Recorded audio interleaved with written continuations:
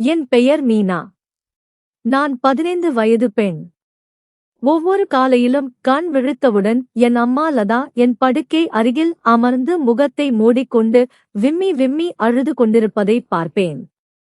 அம்மாவின் அழுகை ஒவ்வொரு முறையும் என் இதயத்தை நெருக்கி அழுத்துவது போல் உணர்வேன்.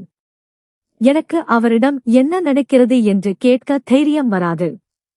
இது சில வருடங்களாக தொடர்ந்து வரும் ஒரு வழக்கமாகிவிட்டது. நான் சிறு வயதில் இருந்தபோது இதை கவனிக்கவில்லை. ஆனால் இப்போது வளர்ந்து விட்டதால் அம்மாவின் ஒவ்வொரு அழுகையும் எனக்குள் பெரிய கேள்விகளை எழுப்பியது. அம்மா என் அப்பா சுரேஷின் அறையிலிருந்து வெளியே வரும்போது அவரது தலைமுடி கலைந்திருக்கும், உடைகள் சில இடங்களில் கிழிந்திருக்கும், முகத்தில் பயமும் வலியும் தெரியும்.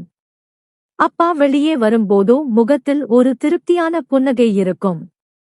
அவர் ஒரு பாடலை முணுமுணுத்தபடி வேலைக்கு தயாராகி செல்வார். இந்த முரண்பாடு என்னை நிம்மதி இழக்கச் செய்தது.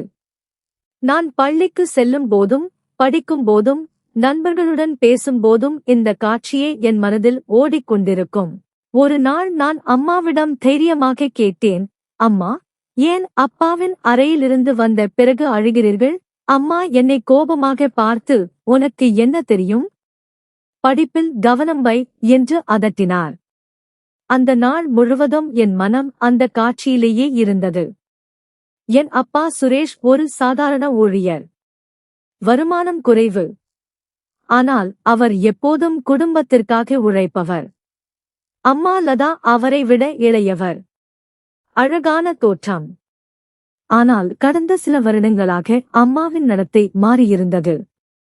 அப்பா வீட்டில் இருக்கும்போது அம்மா அவரை பார்க்கவே பயப்படுவது போல் தெரியும். அப்பாவுக்கு காலை உணவு கூட என் மூலமாக அனுப்பப்படும். அம்மா நாள் முழுவதும் சமையலறையிலோ அல்லது குளியல் அறையிலோ முகத்தை மூடிக்கொண்டு இருப்பார். எனக்கு 15 வயது ஆகிவிட்டது. 10ஆம் வகுப்பு படிக்கிறேன். பள்ளியில் நண்பிகள் என்னிடம், ஏன் உன் முகம் எப்போதும் சோகமாக இருக்கிறது என்று கேட்பார்கள். நான் பதில் சொல்ல முடியாது. ஒரு நாள் என் நண்பி சுஜாதா என்னிடம், உன் அப்பா இரவில் அம்மாவுடன் என்ன செய்கிறார் என்று தெரியுமா என்று கேட்டாள். நான் திகைத்தேன். அவள், சில பெரியவர்கள் இரவில் விசித்திரமான விஷயங்கள் செய்வார்கள். ஆங்கில படங்களில் வரும் போல என்றாள். அந்த பேச்சு என் மனதில் ஆழமாக பதிந்தது.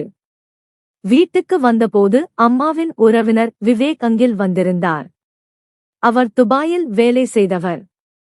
சமீபத்தில் திரும்பியிருந்தார். அவர் அம்மாவுடன் நீண்ட நேரம் பேசுவார். அம்மா அவரை பார்க்கும்போது முகத்தில் ஒரு வித்தியாசமான மகிழ்ச்சி தெரியும். ஆனால் அப்பா வீட்டுக்கு வரும் முன்பே அவர் போய்விடுவார். அம்மா என்னிடம், விவேக் அங்கில் வருவது உன் அப்பாவுக்கு தெரியக்கூடாது என்று எச்சரித்தார். எனக்கு இது சந்தேகத்தை அதிகப்படுத்தியது. ஒரு இரவு அப்பா அம்மாவை அவரது அறைக்கு அழைத்துச் சென்றார். அம்மா மறுத்தார்.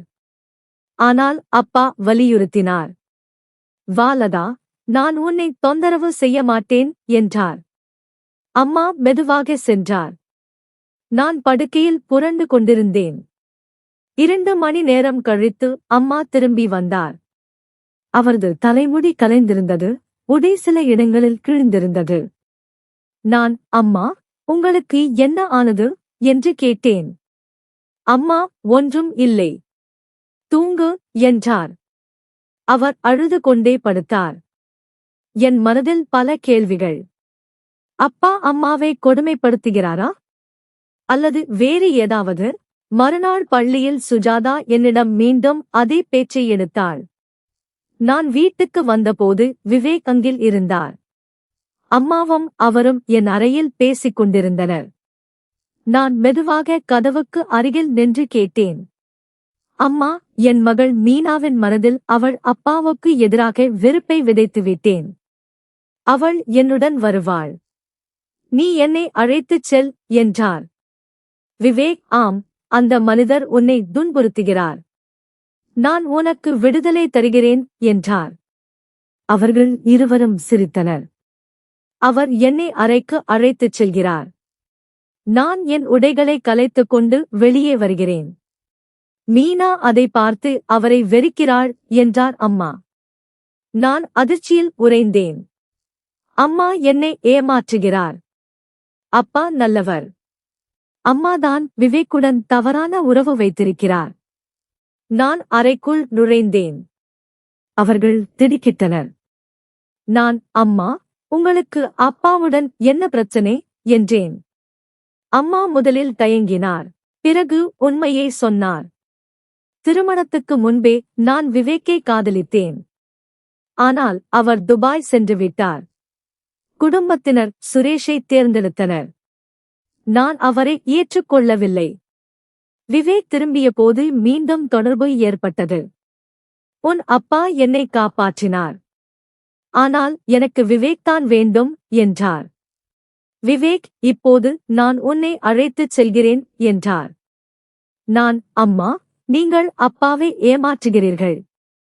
அவர் உங்களை உண்மையாக நேசிக்கிறார். நான் அப்பாவுடன் இருப்பேன் என்றேன்.